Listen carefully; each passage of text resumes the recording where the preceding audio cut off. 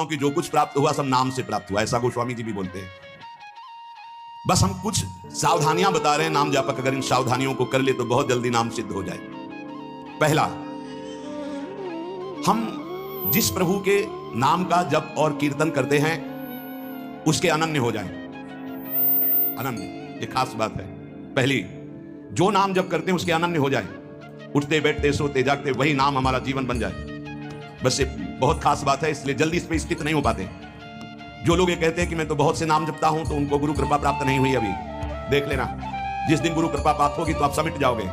गुरु कृपा प्राप्त होने का ये प्रभाव होता है कि वो गुरु प्रदत्त नाम और मंत्र में अनन्य हो जाता है, हो ही जाता है, स्वाभाविक हो जाता है। पर जिसको नाम सिद्ध करना है उसको उस नाम के अनन्य होना होगा। जो नाम कीर्तन करते हो, जो नाम जप करते हो, उसके अनन्य हो जाओ। एक ही परमात्मा है, उसके नाम अनंत है, लेकिन अनंत नाम नहीं जपे जा सकते। नाम एक ही पकड़ो और जो पकड़ो उसके अनन्य हो जाओ। जिह्वा से वही तुम्हारे स्फुरित होने लगेगा।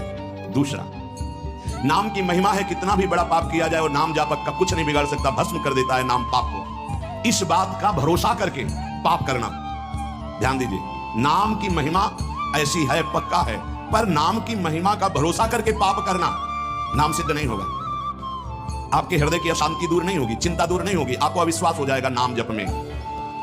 प्रभु के नाम का सहारा लेकर के पाप नहीं करना। तीसरी बात, अपने आराध्य देव के नाम के बदले में कुछ भी लेने की तैयारी मत कर लेना, नहीं घाटा हो जाएगा। जैसे एकांतिक में प्रश्न किया था कि हम अपनी कामनाओं की पूर्ति नाम से करवाना चाहते हैं, तो क्या हमारा नाम का फल क्षय हो जाएगा? हाँ, हो जाएगा। रुपया है, आपने उसको खर्चा कर दिया, और अगर आपने खर्चा नहीं किया तो उसका ब्याज मिलेगा, और ब्याज खर्चा करोगे तो मूलधन जमा रहेगा।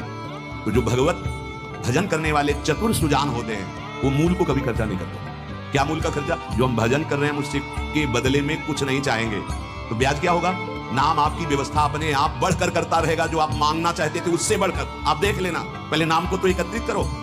जब नाम रूपी धन एकत्रित हो जाता है तब बिना चाहे आगे से आगे भारी व्यवस्था होती रहती है। सही पूछो तो केवल रोना आता है। इतना प्यार कौन कर सकता है प्रभु के सिवा? कैसे?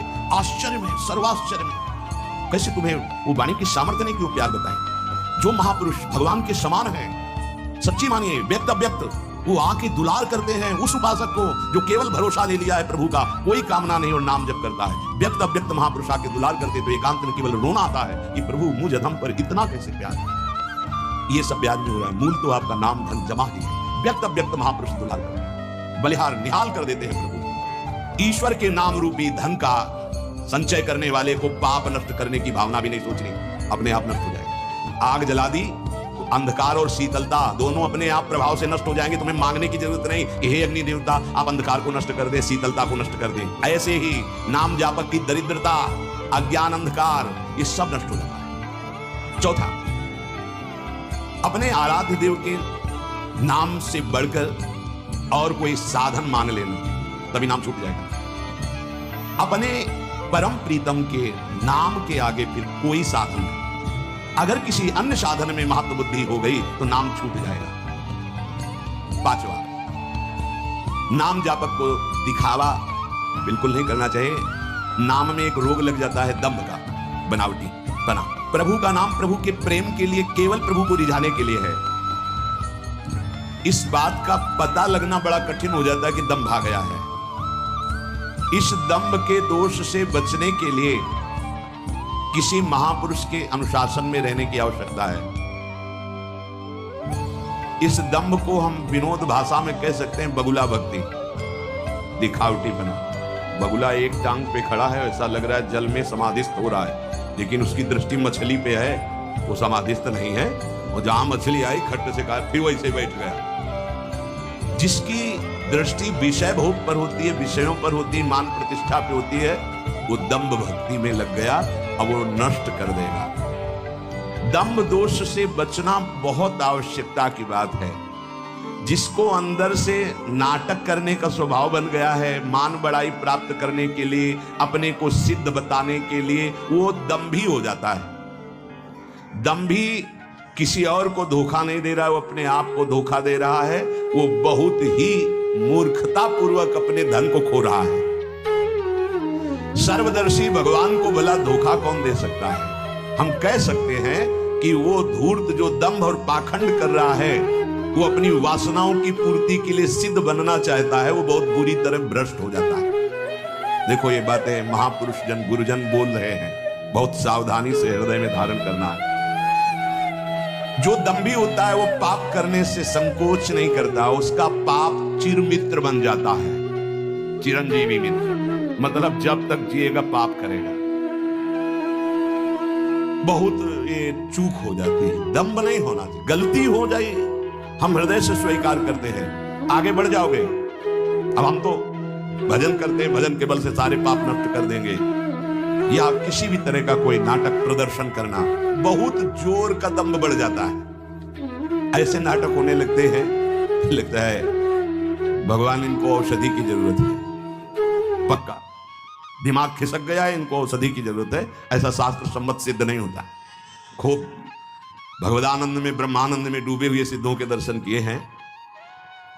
दंभ अपने आप को भुलावे में डाल करके नष्ट कर देता है।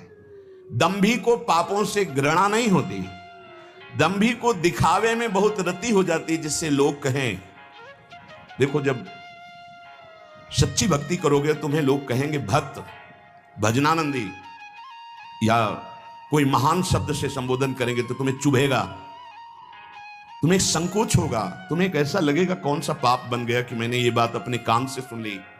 सच्ची कहते हैं, हृदय जलेगा कि भगवान कौन सा अपराध बन गया है जो सम्मान रूपी विष पिलाया जा रहा है, कौन सा अपराध बन गया जो ऐसे शब्द सुनाए जा रहे हैं, जैसे कोई कि किशोरी जी की बड़ी कृपा, ऐसा तो अच्छा लगे, जैसे कोई ऐसा सामने सम्मान सूचक शब्द, तो एक अंदर झुलझुलाहट पैदा होती है। क्या तुम तो जानते नहीं हो, अरे जिनकी एक लवलेश कृपा मात्र से उनको देखो, तुम क्या समझते हो, कुछ नहीं है, इधर कुछ नहीं है, पर्दे में कुछ नहीं है, रंग पीछे से पड़ रहा है। अगर वो पीछे का रंग बंद हो जाए तो पर्दा एकदम शांत हो जाएगा, कोई चित्र नहीं चलेगा।